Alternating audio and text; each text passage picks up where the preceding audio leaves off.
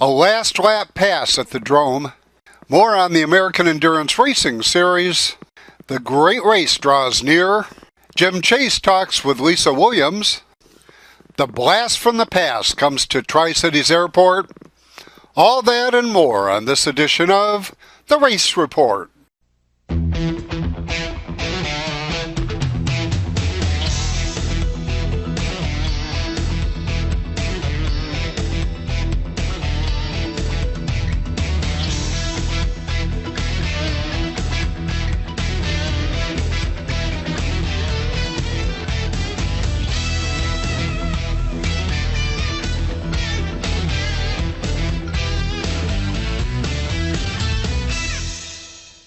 Hi everyone and welcome to another edition of the Race Report. I'm Ron Hills.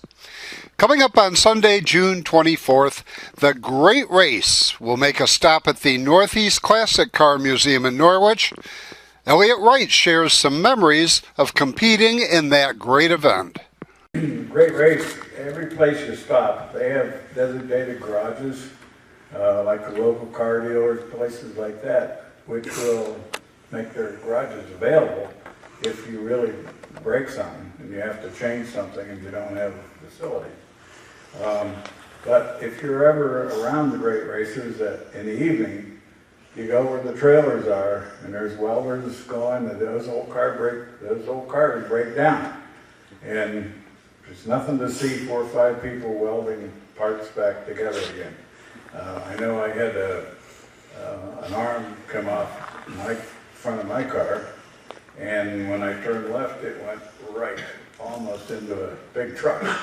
But by that evening, we found a guy that had a welder and the right parts and welded it back together, and it's still on the car.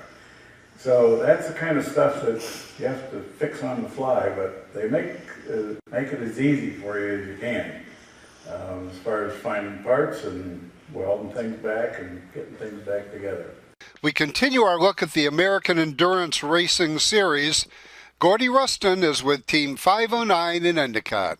Now, what would be the difference, for instance, between this car and an SCCA car or a PCA car? I assume that this would be a PCA car, yeah. But how about comparing it to an SCCA or SVRA car? With 944 and PCA, there's spec series, there's spec 1 through 3, and this car is a spec 1 car. It's not very different in its trim from endurance racing to running with PCA, and the reason that's great is because there's a lot of older spec classes, whether it be SCCA with Miatas or 944s, and what happens is a lot of these cars kind of, they lose their place, maybe might not be as competitive in other series, so this allows this car to go out and with AER find a spot within a class, because it's almost in a sense like bracket racing. You fit into that section and you just try to make the car last as long as possible. The way they qualify is based on an average of the 4 drivers. We all have to have 5 laps on Friday, and they take the average time for each driver and the average time for the team to classify us into class 1 through 5, 1 being the slowest lap times to 5 being the fastest. And to keep the competition even, they constantly evaluate your lap times even during the race to see if you did in fact sandbag during qualifying, or if the team is just getting better, they're learning the track, they're more comfortable with the car, or the car, you made adjustments to the car and the car's coming into better handling, they can and will move a car right in the middle of a race. And that actually happened to us, where a faster car moved down into our class, which caused us to have to drive a little bit harder to get in front of them. So it's nice that they keep a finger on that and keep it competitive. This was the scene Friday night at Penn Can Speedway. Racing will return this Friday night. Still to come, racing action from Saturday night at Skyline Raceway Park. But first, a look at this week's Car of the Week from Brush and Pallet Auto Sales in Candor.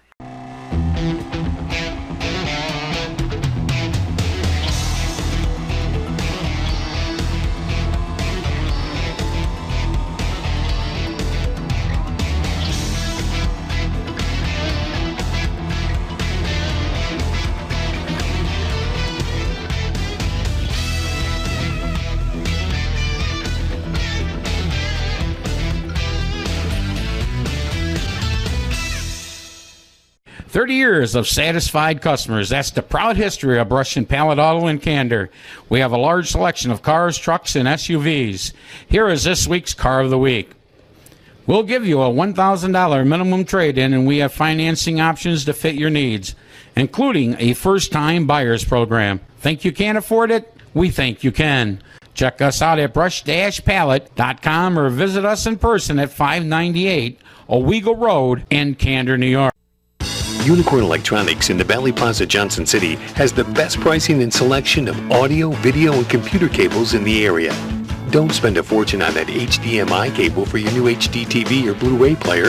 Unicorn Electronics has quality cables in the lengths you need at a price you can afford. Expanding your network? Unicorn has the patch cables and accessories to make it happen. When you need to connect, think Unicorn Electronics in the Valley Plaza, Johnson City. If you're looking for the most convenient and profitable way to change your gold jewelry, coins, and sterling silver into cash, visit Solid Gold Jewelry. Main Street in Endwell, Solid Gold Jewelry, always a sweet deal. 98.1 The Hawk, Binghamton's #1 for new country. That means more Luke. I can't move when you move. More Carrie. Now I'll have to hang you out to try. More Jason. Come on, everybody scream. More Keith. Ooh, looks good on the sky. More Blake. The Glenn and Tracy in the morning, Binghamton's #1 for new country. 98.1 The Hawk. Welcome back to the Race Report. One Skyline Raceway Park driver is racing her way toward victory lane. Jim Chase is with Lisa Williams. Okay, joining me for the driver of the week here at the Skyline Raceway is the driver of the number 10 machine, Lisa Williams, in the Open Sportsman class. Glad to have you here, Lisa. Thank you. Let's talk a little bit about Lisa Williams. You've been around racing for a long time. I've known you for quite a number of years here. Let's talk about when you started racing, what you raced, the progression you've made, and to the point where you've gotten to the Open Sportsman. Sure. So my dad used to race at Skyline when he was younger, and he brought me to a powder puff race at one point, and I got really upset that all of the women were driving the men's cars. So I said I wanted to race, and he took me to the Cortland Mike Rod track at the time, and next thing I knew, he bought me a Mike Rod, and I was racing, and I went through the ranks of the Mike Rods until I was a teenager and kind of outgrew it. Then we took a season off, visited some family out west, and then we brought home a Mod Light. Raced that for a while all through college, and then kind of got out of that, didn't really know what the plans were, and next thing we knew, we had an Open Sportsman.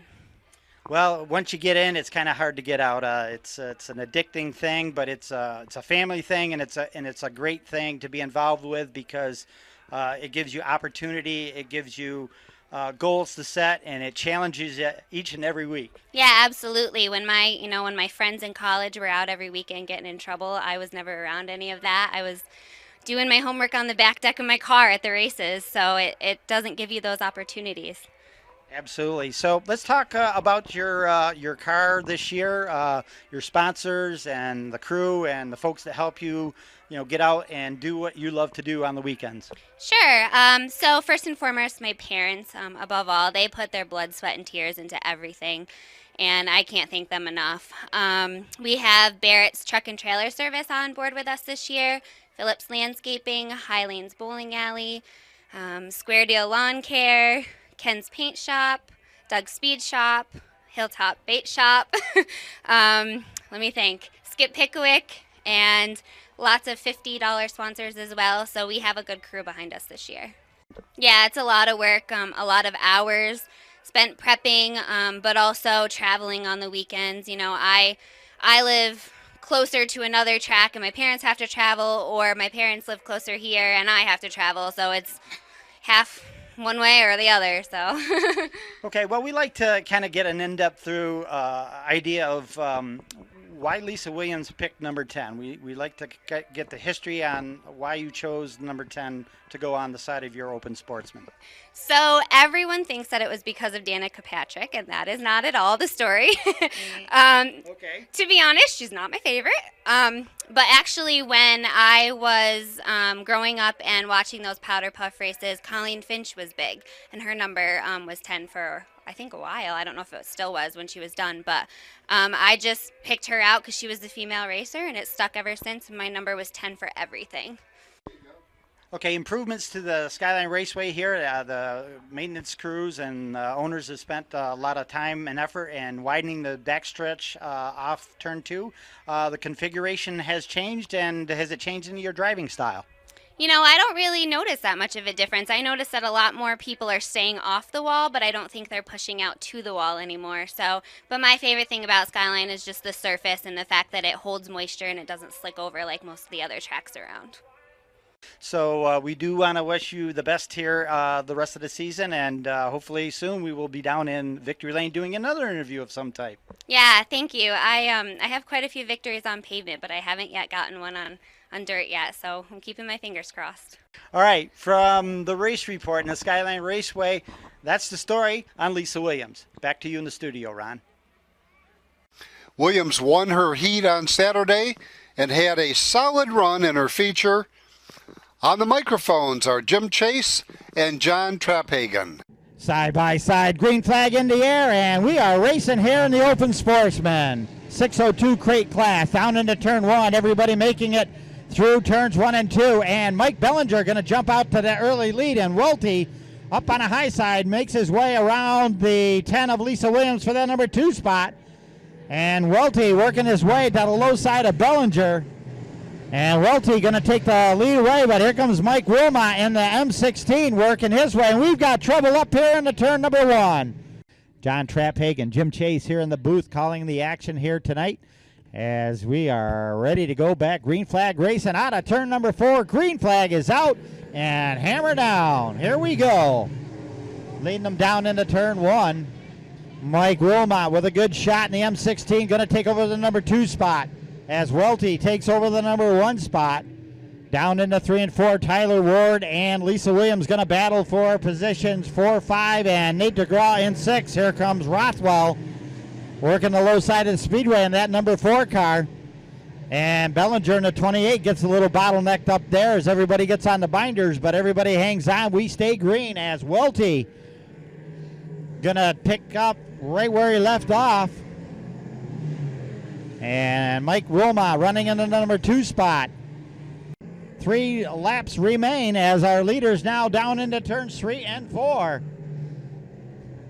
Rothwell trying to work that low side of the speedway. And ever so slowly inches closer and closer to Dale Welty. Is it going to be a last lap challenge like we had last week? We will see. Down into 3 and 4 they go one more time.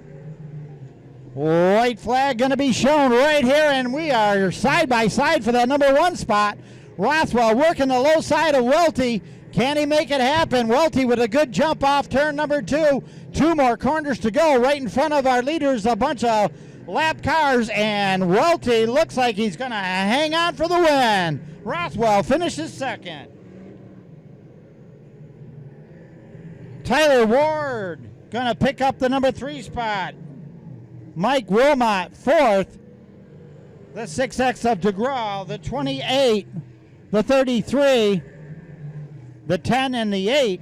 For more racing action from Skyline Raceway Park, here again are Jim Chase and John Traphagen. We are ready to go green, green, green for the NY6A mini sprints.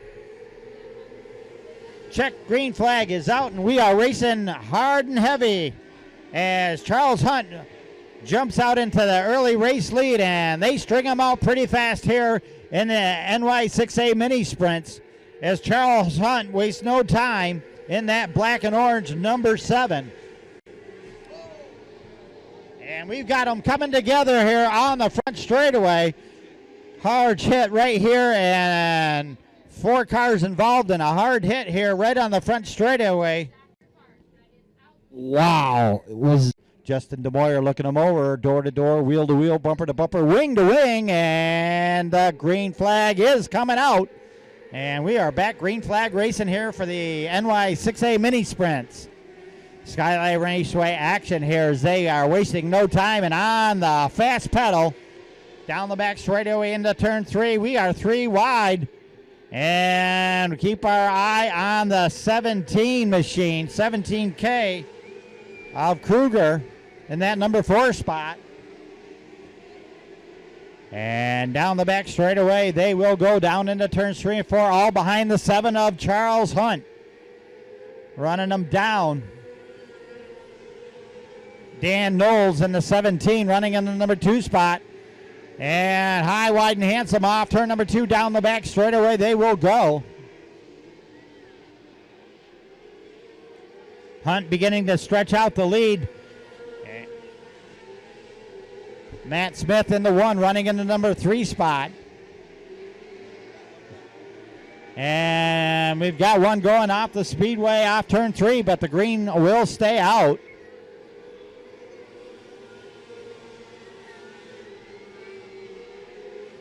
Nick Groff in the 16, battling Cheyenne Ling off turn number 2, and a tight battle there as they go down the back straightaway as our race leader now beginning to get into lap traffic. Working their way off turn number 2, a challenge for that number 1 spot. Knowles right up on the rear bumper of Hunt. Hunt stands on the gas a little bit taller and pulls away by just about half a car length as Knowles got a good run again. Draws right up on the rear bumper of Hunt.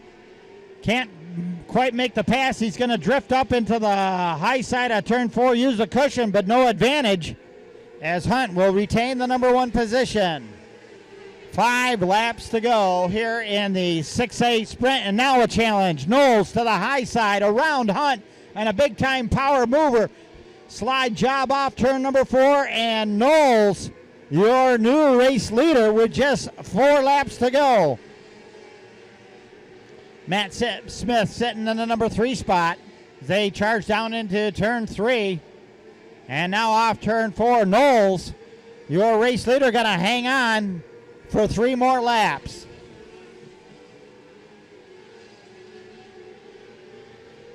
Right back on the gas is Hunt. Doesn't want to give it up. They go side by side into 3. Falls back into line momentarily. Lap traffic right in front of our leaders. And they're going to go side by side. And Hunt going to try the high side. Rooster tails almost into the concrete. And your race leader, Knowles, down underneath the 99. And Smith puts the slide job on the 7 of Hunt. So now, white flag into the air, and man, oh man, who's it going to be? Off turn number 2, nearly getting into the wall was Smith and Hunt side by side for the number 2 spot, but the winner is going to be Danny Knoll. The 17, the 1, the 7 of Hunt. All right, as the cars are all lined up, we're going green flag racing. Green flag's out. We're going pure stock racing as the number 52 of Amber Pierce leads them to the line. Going into turn number 1, 2 and 3 wide racing. Coming off of number 2, the 10 of Eric Williams takes the lead, but not yet. He's being challenged on the outside.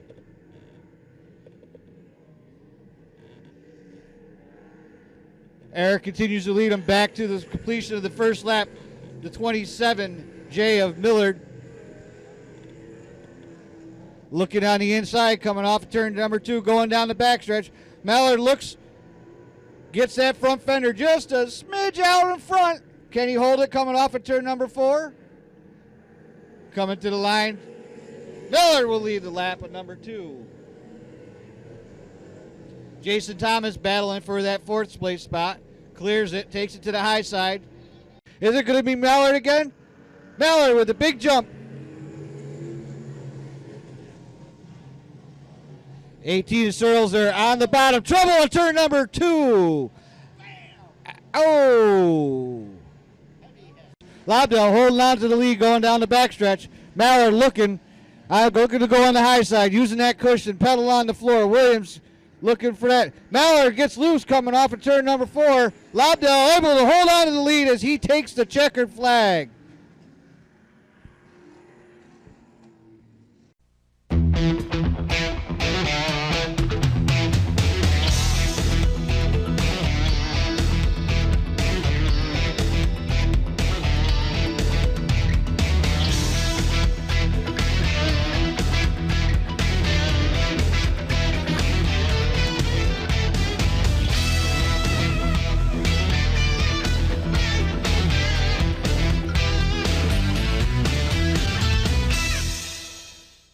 For 3 generations, we've been building world-class American performance. Like the new Edelbrock Power Package Top-End Kit, based on Edelbrock's powerful RPM crate engines. Each kit includes aluminum heads and intake, cam and lifters, gaskets, and hardware to build your own 400-plus horsepower Chevy small block. For 3 generations, it's pure American performance from the leader. Call now for your free Edelbrock catalog.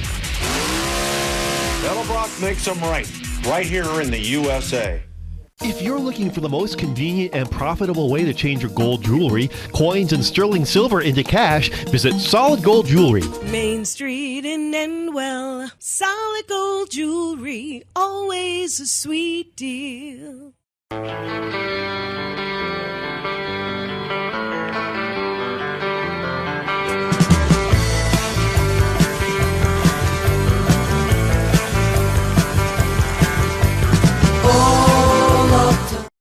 Hey car buffs, listen up. If you like them, we got them. And you'll love the Northeast Classic Car Museum. Over 170 cars on display in our huge one-level facility. Whatever the weather, we're open 7 days a week from 9 to 5 in Norwich. 30 years of satisfied customers. That's the proud history of Brush and Pallet Auto in Candor. We have a large selection of cars, trucks, and SUVs. Here is this week's Car of the Week. We'll give you a $1,000 minimum trade-in, and we have financing options to fit your needs, including a first-time buyers program. Think you can't afford it? We think you can. Check us out at brush-pallet.com or visit us in person at 598 Owego Road in Candor, New York. Welcome back to the Race Report.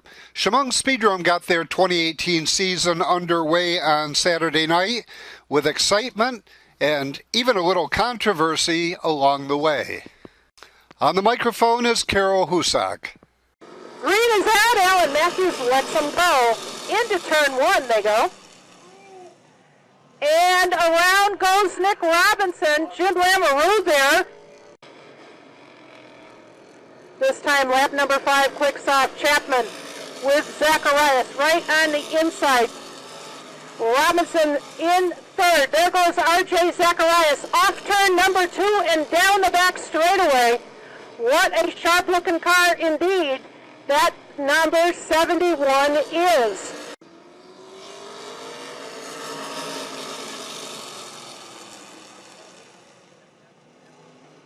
Back to racing and back to watching the 71 do what he's been able to do. Lamoureux to the inside of Nick Robinson. And around goes the 04 once again. We just can't seem to get lap number 16 on the books.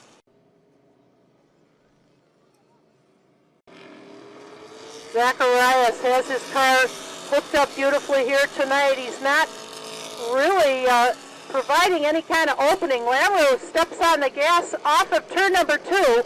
Going to try that bonsai move. He has to back off the gas up there. There was going to be trouble. And it created a little bit of breathing room for R.J. Zacharias. Laps are winding down, however. Next time by, they're going to get the 2 to go. And for the first time in this race, first, second, and third, there's actually some racing room in between them. Good news if you're R.J. Looking to pick up a wind here tonight. Gap is about half what it was a couple laps ago. And this time by, they're going to get the white flag. White flag for R.J. Zacharias. Jim Lamoureux right there in second position. Gets his heavy foot on that gas pedal.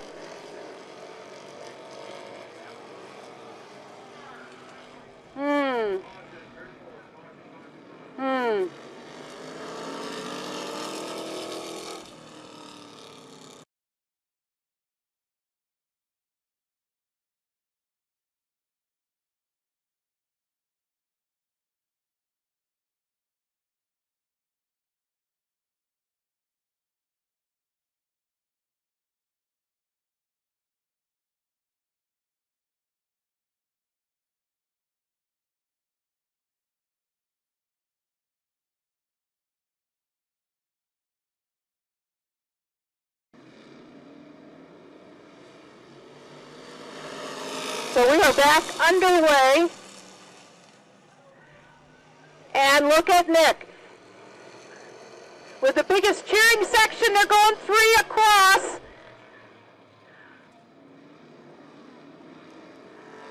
And Chapman came out of that as our leader, but around goes Cody France doing the Gary Ham thing. Backwards onto the wall.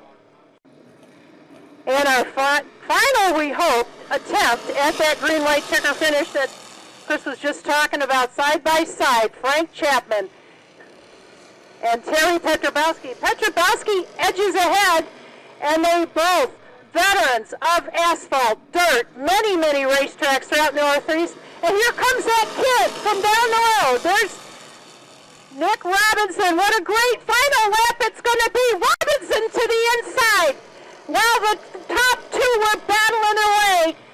I said earlier, third place isn't a bad place to be, and this one also not over as Chapman gets in.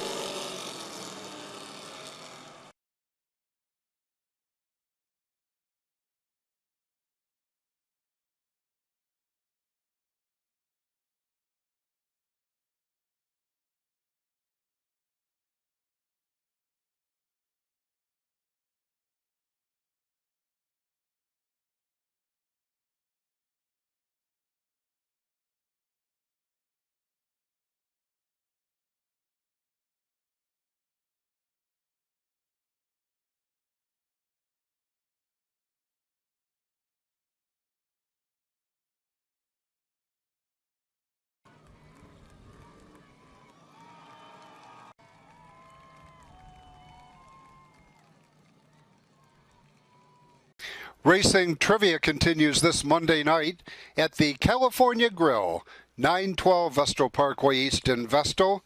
Come early and enjoy their delicious menu. Then at 7:30, challenge your friends to a round of racing trivia. This week's bonus answer is Jan Leedy. For all of us at the Race Report, thanks for watching. Until next week, I'm Ron Hills, and I'll see you at the races. Sellers again, hugging that inside lane with DJ Petrobowski on the top side. Slight bit of contact between Jody Buckley and J.R. Kent. But it's all about this front two, and Connor Sellers seems to be headed toward victory lane. Petrobowski's going to give it one last shot up there, but it's too little too late. The checker flag going to Owego with Connor Sellers.